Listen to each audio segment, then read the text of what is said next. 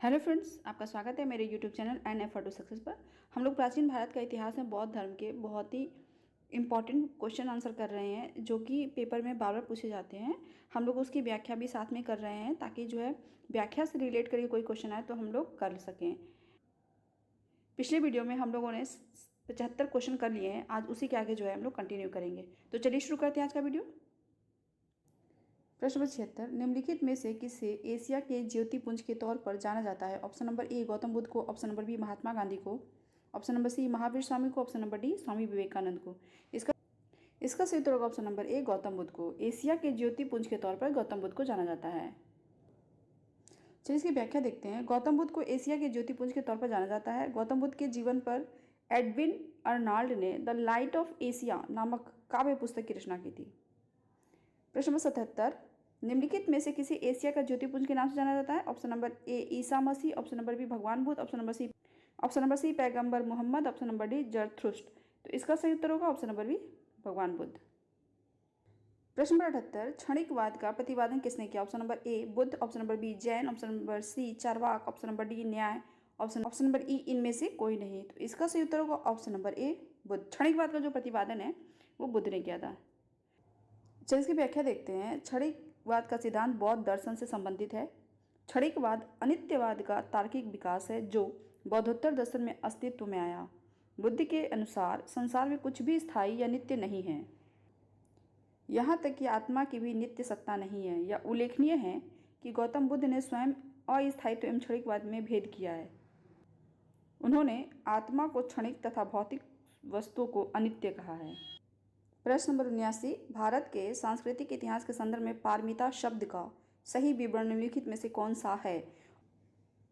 Option number ए सूत्र पद्धति में लिखे गए प्राचीनतम धर्मशास्त्र पाठ, ऑप्शन नंबर बी वेदों के प्राधिकार को अस्वीकार करने वाले दार्शनिक संप्रदाय, ऑप्शन नंबर सी परिपूर्णताएं जिनकी प्राप्ति से बोधिसत्व पथ प्रशस्त हुआ, ऑप्शन नंबर डी आरंभिक मध्यकालीन दक्षिण भारत की शक्तिशाली व्यापारी श्रेणियां।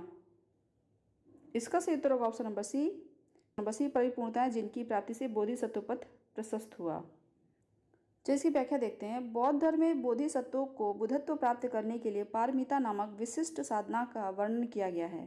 पारमिता ही एकमात्र ऐसा साधन है जिसके द्वारा बुद्ध की मान्य पदवी बुद्धत्व की प्राप्ति की जा सकती है।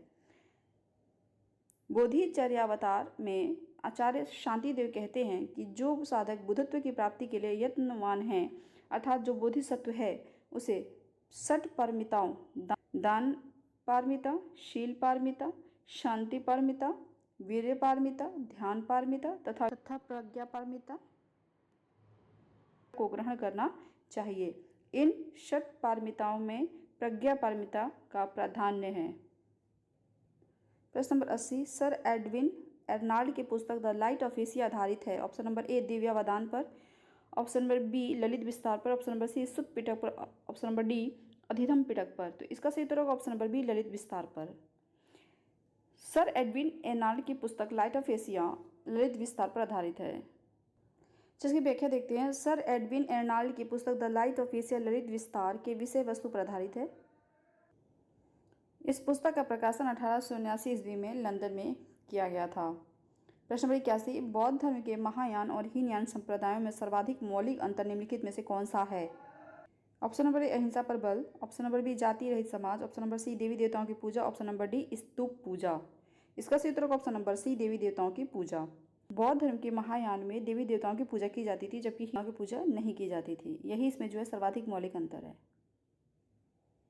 चलिए इसकी व्याख्या देखते हैं। बौद्ध धर्म के हीनयान और महायान संप्रदायों में सर्वाधिक मौलिक अंतर देवी देवताओं की पूजा था।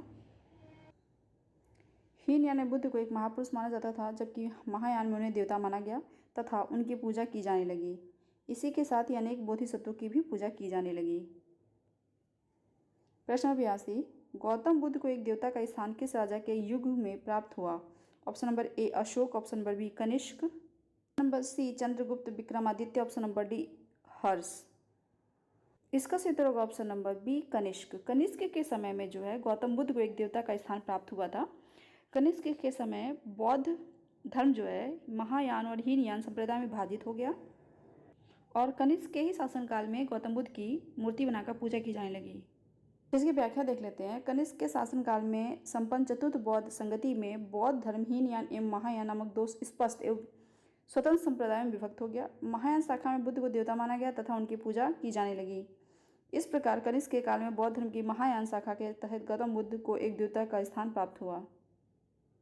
प्रश्न नंबर 83, भारत में पहले जिस मानव प्रतिमाओं को पूजा गया वह थी। ऑप्शन नंबर ए ब्रह्मा की, ऑप्शन नंबर बी विष्णु की, ऑप्शन नंबर सी बुद्ध की, ऑप्शन नंबर डी शिव की। तो इसका सही उत्तर होगा ऑप्शन नंबर सी बुद्ध की। भारत में पहले जिस मानव प्रतिमाओं को पूजा गया वह थी बुद्ध की। जिसकी व्याख्या देखते हैं। भारत में सबसे पहले बुद्ध की प्रतिमाओं की पूजा की गई।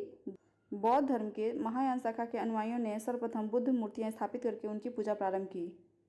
प्रश्न नंबर 84, देश में निम्न में से किसने मूर्ति पूजा की नींव रखी थी। ऑप्शन नंबर ए जैन धर्म ने, ऑप्शन नंबर बी बौद्ध धर्म ने, ऑप्शन नंबर सी आजीविकों ने, ऑप्शन नंबर डी वैदिक धर्म ने। इसका सही उत्तर होगा ऑप्शन नंबर बी बौद्ध धर्म ने। मूर्ति पूजा की नींव जो है बौद्ध धर्म ने रखी थी। देखिए इस तरह से आपके कई तरह से प्रश्न का अभ्यास हो रहा है, जिससे जो है आपका कॉन्सेप्ट भी क्लियर हो रहा है और साथ ही साथ ये भी अभ्यास हो जाएगा कि किस तरह से परीक्षा में प्रश्न पूछा जा सकता है। ठीक है, जिसकी व्याख्या देखते हैं। उपर्युक्त में से सर्वप्रथम मूर्ति पूजा की नींव बौद्धों के द्वारा रखी गई। महायानियों ने सर्वप्रथम बुद्ध की प्रतिमा स्थापित करके पूजा आरंभ की। प्रश्न 85, गंधार शैली की मूर्ति कला में बुद्ध के सारनाथ में हुए प्रथम धर्मोपदेश से संबंध प्रवचन मुद्रा का नाम है। ऑप्शन नंबर ए अभय, ऑप्शन नंबर बी ध्यान, ऑप्शन नंबर सी धर्मचक्र, ऑप्शन नंबर डी भूमि स्पर्श। इसका सही उत्तर होगा ऑप्शन नंबर सी धर्मचक्र।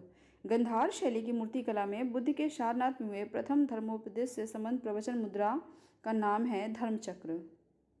जिसकी व्याख्या देखते हैं। गंधार कला की उत्पत्ति का स्रोत एशिया माइनर तथा हेलेनिस्टिक कला थी।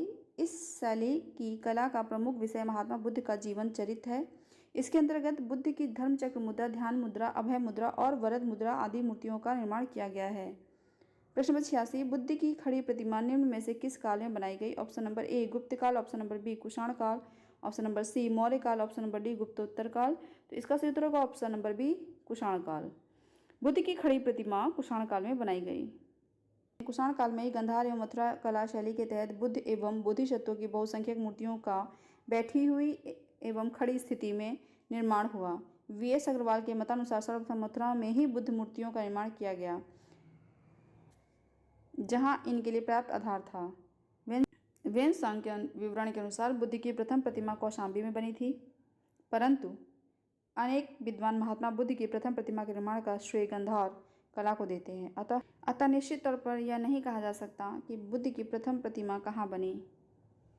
प्रश्न 87, बुद्ध की प्राचीनतम प्रतिमा किस शैली में प्राप्त होती है। ऑप्शन नंबर ए गंधार शैली में, ऑप्शन नंबर बी मथुरा शैली में, ऑप्शन नंबर सी मौर्य शैली में, ऑप्शन नंबर डी गुप्त शैली में, ऑप्शन नंबर ई उपरोक्त में से कोई नहीं अथवा उपरोक्त में से एक से अधिक। तो इसका सही उत्तर होगा ऑप्शन नंबर ई उपरोक्त में से कोई नहीं या उपरोक्त में से एक से अधिक। आज के लिए इतना ही। अगर आपको मेरा वीडियो पसंद आया तो मेरे वीडियो को लाइक कर दीजिए, अपने दोस्तों के साथ ज़्यादा से ज़्यादा शेयर करिए। अगर आप मेरे चैनल पर पहली बार आए तो मेरे चैनल को सब्सक्राइब कर लीजिए। Thanks for watching, good bye.